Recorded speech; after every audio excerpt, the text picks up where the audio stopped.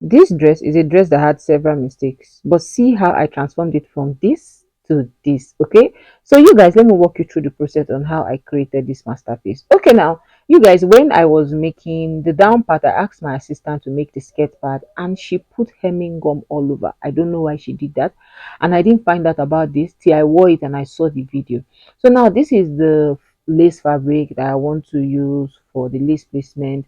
At this point, I was like, should I even go on with this dress? Because that hemming gun she put all over the skirt part was not just giving, it was just making the dress look constantly ruffled, wrinkled and all that. But anyways, I put the lace fabric on it and I cut it like this. Although I wanted to cut it longer, but I don't know that it was the annoyance of this thing that happened with the hemming gum and everything that just made me tired.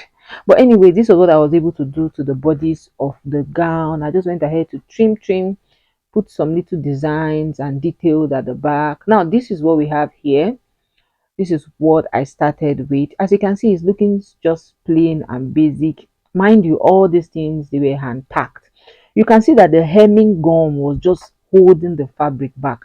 So I decided to embellish it a little bit. So I grabbed this color of crystal bead, and I also grabbed some sand bead. I got this matte one and I also got the glossy one, although I didn't show the glossy one here. So I used the sand bead to highlight this floral cutout edges that I have, and I used the crystal bead for the neckline and the bodies. Okay, so now this is what we have here. I used the crystal bead to kind of form a and like a deep sweetheart neckline, even though the yoke is not sweetheart but a deep V, you understand.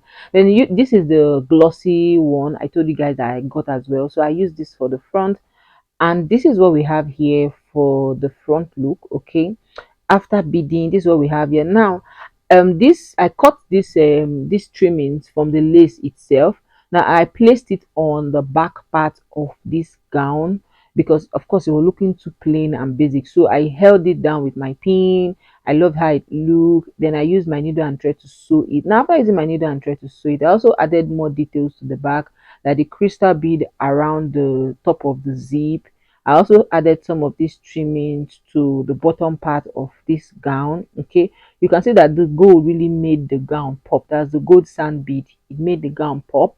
I used the bias to turn over my armhole. I used the nude colored bias to turn over my armhole. Now this is what the back part looked like. I wanted the back to look, detailed.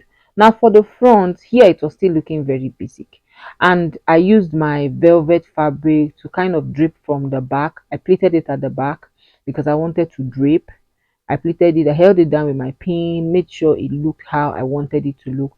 You guys, at this point, I was just like, let me just finish the outfit because the joy had just gone off after the whole hemming gum situation. And no matter if you try to iron it, it will be sticking to the dress. So I couldn't even really iron. So anyways, after doing this wrapper effect, I also used that trimmings and placed it on other places, and this is what the final look of the gown looks like.